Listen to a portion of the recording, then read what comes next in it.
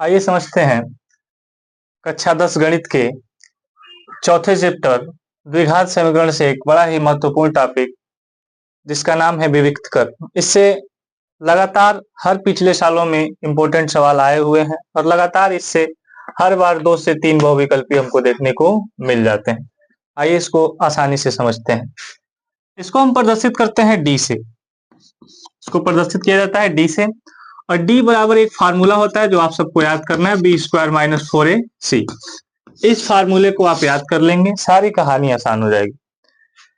इसी से रिलेटेड एक चीज आपसे पूछ लिया जाता है कभी कभी कि इन द्विघात समीकरणों का जो मूल है, द्विघात समीकरण का जो मूल है उसकी प्रकृति बताइए, नेचर क्या है उसका, ये बताइए। क्या हम उसको ज्ञात कर सकते हैं, नहीं ज्ञात कर सकते हैं, मूल वास्तविक है कि अवास्तविक है, इन चीजों को भी समझते हैं, फिर इस पे पहुंचते हैं। 3 कंडीशन होते हैं हमारे पास। पहला कंडीशन क्या है, अगर डी हमारे पास धनात्मक है, अगर डी हमारे पास धनात्मक है, कहने का मतलब यह है अगर डी की वैल्यू हमारे पास प्लस में आती है तो मूल हमारे पास वास्तविक होंगे। मूल क्या होंगे, वास्तविक होंगे, मूल वास्तविक होंगे। दूसरा कंडीशन हमारे पास है, यदि डी की वैल्यू ऋणात्मक आती है, डी का मान किस में आता है, माइनस में आता है, तो मूल काल्पनिक होंगे। मूल क्या होंगे, काल्पनिक होंगे, जिनको हम ज्ञात नहीं कर सकते हैं।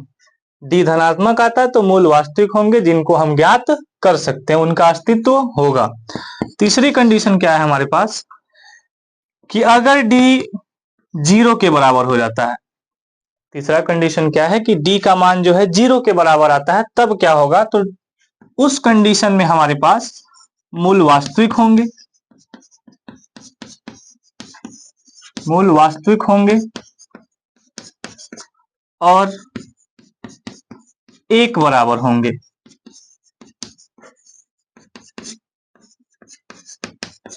कहने का मतलब यह है कि यदि हमको पता है कि द्विघात समीकरण के 2 मूल निकलते हैं, एक अल्फा और एक बीटा, दोनों मूल अगर 0 के बराबर, अगर डी हमारा यानी विविक्तकर 0 के बराबर आता है तो ये अल्फा और बीटा का मान दोनों क्या आएगा। सपोज दैट अगर डी 0 आ गया तो अगर अल्फा 4 है तो बीटा भी कितना होगा, 4 होगा।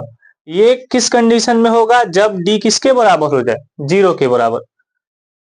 धनात्मक होगा तब भी मूल वास्तविक होंगे और 2 मूल निकलेंगे, लेकिन एक दूसरे के विपरीत निकलेंगे, एक धनात्मक मूल निकलेगा और एक ऋणात्मक मूल निकलेगा। आइए इसको एक एग्जाम्पल के थ्रू समझते हैं।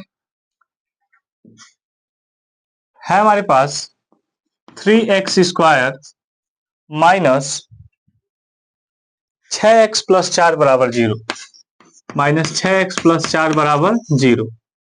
हमसे क्या क्वेश्चन कहते हैं ये कि इसका विविक्तर ज्ञात कीजिए।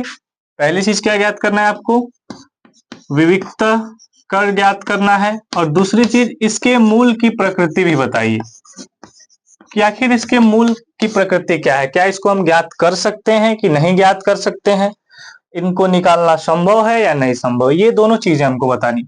सबसे पहले हम ज्ञात करते हैं विविक्तकर। इसी से हम पढ़े हैं 3 कंडीशन, उसी से हमारे कंडीशन से हम बता सकते हैं कि मूलों की प्रकृति क्या होगी।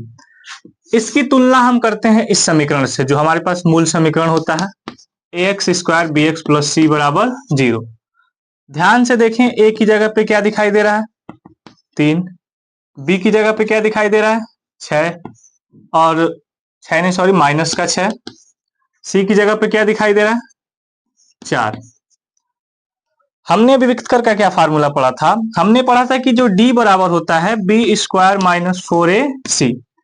इस फार्मूले में मान को रखते हैं, हमको b का भी मान पता है, हमको a का भी मान पता है और हमको c का भी मान पता है, रखते हैं इस फार्मूले में। बी स्क्वायर यानी माइनस 6 का स्क्वायर, माइनस 6 स्क्वायर माइनस 4, तो 4 इंटू ए सी, ए का मान कितना है 3 और सी का मान कितना है 4। 6 का स्क्वायर हम करेंगे तो कितना आएगा 36 माइनस 4 तिया 12 चौक को 48, ये मान आ गया। और 36 में से अगर आप 48 घटाएंगे तो कितना मिलेगा, ये छोटी वैल्यू है, घट किस में से रही है, बड़ी वैल्यू में से, तो आ कितना जाएगा, -12। यानी हमारे डी बराबर क्या आया, -12। अब याद कीजिए ध्यान से, कुछ देर पहले जिस चीज को बताया गया है, यदि डी की वैल्यू क्या आती है, डी की वैल्यू हमारे पास क्या आती है, ऋणात्मक आती है, तो क्या हम उसके मूल निकाल पाएंगे? बिल्कुल नहीं, क्योंकि अगर डी की वैल्यू ऋणात्मक आती है तो मूल अवास्तविक होंगे या काल्पनिक हम कह सकते हैं, जिसको निकालना आप कक्षा 11 में समझेंगे।